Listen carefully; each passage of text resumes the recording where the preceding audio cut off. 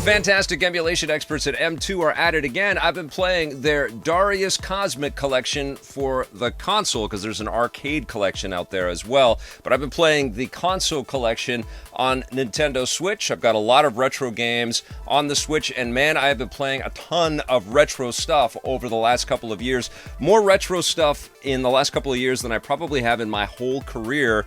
And I think it's because there is this real interest in the history of video games, and there are all these awesome mini consoles out there.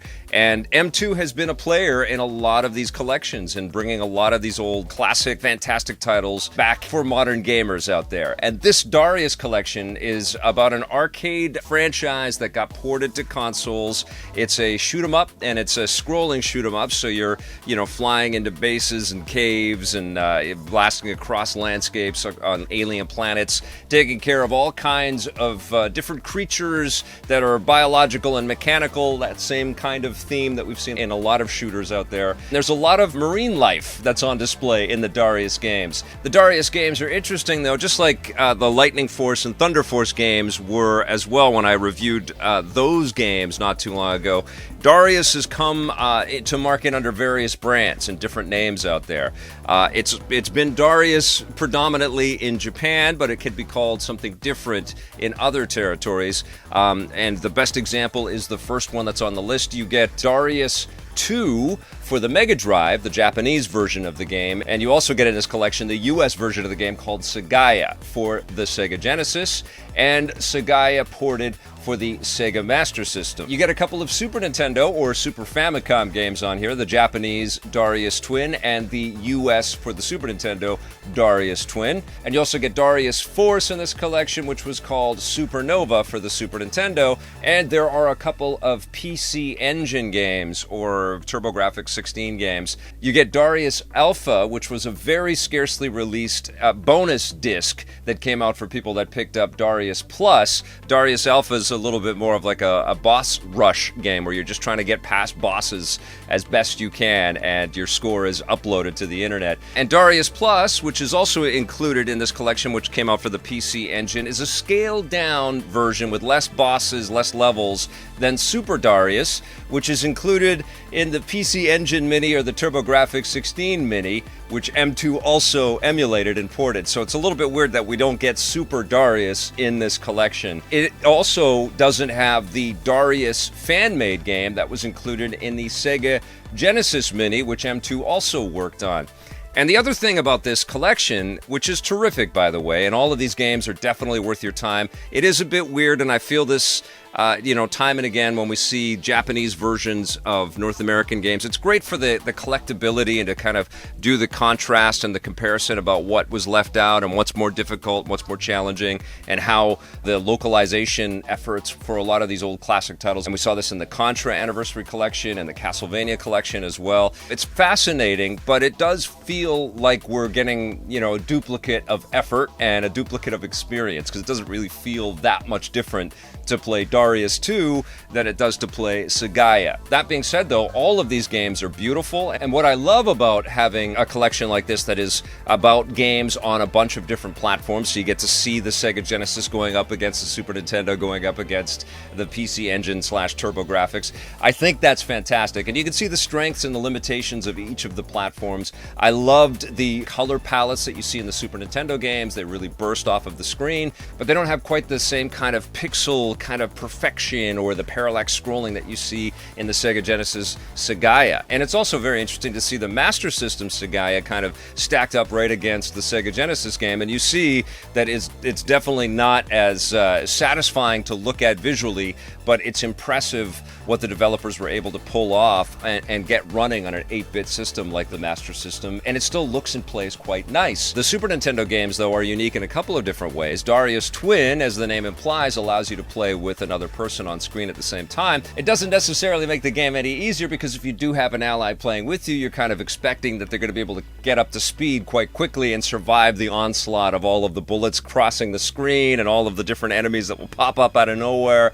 These games are tough. All of these games are uniformly difficult and challenging and can be a little bit frustrating, but the rewards are plentiful and you feel like such a champion when you progress from one stage to the next. When you play the PC Engine games, you can see that the details in the biomechanical creatures that are coming out to get you aren't quite as crisp and as well detailed as they are in the 16-bit machines, but the backgrounds look beautiful and the colors burst off of the screen, and it does actually sell itself as a worthy contender to the 16-bit experiences in that regard. I still prefer the look and feel and the flavor of Sagaia or Darius 2 on the Sega Genesis. I think that's probably the standout, but Supernova on Super Nintendo also is a very cool experience as well. You get to choose from 3 different craft and they give you different firepower and different abilities. This is a franchise that constantly keeps you on your toes. You can't zone out and play these. You can get in the zone and maneuver through,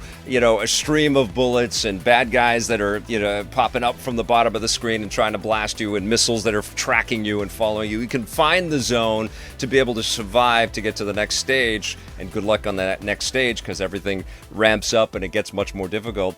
But you have to be on your toes and you have to know, what you're doing. You kind of have to sort of predict the patterns and be ready for lots and lots of challenge along the way. And, you're going to be swearing a lot as you're playing these games. They put me through my paces, and I confess I'm not very good at these Darius games, but I sure appreciated the beauty of them. I sure appreciated the level design. I like the kind of outrun concept of being able to choose your path from the beginning of the game to the end of the game. And I can certainly see that this was a title, and likely lots of other arcade games that used a similar kind of setup like this, were an influence in the Star Fox kind of choose your path design as well, which I thought was pretty cool. I think that $75 Canadian, around 65 in the States, is too pricey for what you're getting on this collection. You are getting 9 games, but more often than not you're getting the Japanese version of the game, which is the case in Darius 2, against the North American version of the same game, Sagaia, with not that many differences. The standalone Sagaia for the Master System is the only 8-bit game that you get in there, which is kind of cool. On the Super Nintendo, you're getting Super Famicom and you're getting Super Nintendo variations of the same type of experience. And then the PC Engine games. The Alpha game is a nice bonus addition to this collection. But it's not really like a robust standalone experience. It's more, honestly, this whole collection really stands up for collectors and diehard fans that already know what they want out of Darius. When I think of that price point, though, I think that that's something that you would spend if you really love this material and know this material, and you also already have the mini collections that M2 worked on. If you have the Sega Genesis mini system or the TurboGrafx 16 or PC Engine mini system, and if you don't have those mini systems, then I would say take that $75 Canadian and apply it to one of those little mini consoles, because you're going to get a bunch of great classic shooters, and you get the fan-made Darius on the Genesis, and you get Super Darius on the TurboGrafx or PC Engine Mini. So you get a little taste of Darius already. But if you already have those and you're a massive shoot-'em-up fan and you've been waiting for these collections across multiple consoles to be all put into one tidy little package like this, that is a great incentive, and certainly the work is there. You've got the ability to add scan lines or to take them out. You can get pixel perfect visuals. You can have the backgrounds on or off. You can also create save points, which will come in handy because these games are difficult. I feel like the effort should have been made to collect every different Darius game that has been made across every platform and put it all into one massive collection for people. But that's not this. There's definitely a ton of fun in this collection, and the work is terrific, but I feel like there should have been more titles applied, especially for that price point. Now, when this drops down in price, you will probably want to keep your eye on this one if you're a big retro gaming fan, because it's absolutely well made. But yes, I have some reservations about recommending this at its full retail price. I think that $75 Canadian is just too expensive for what you get here.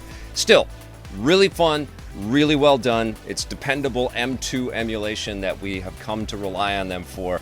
I was absolutely blown away by the beauty and the difficulty of these titles. I'm going to give the Darius Cozmic Collection for console for Nintendo Switch a 7 out of 10.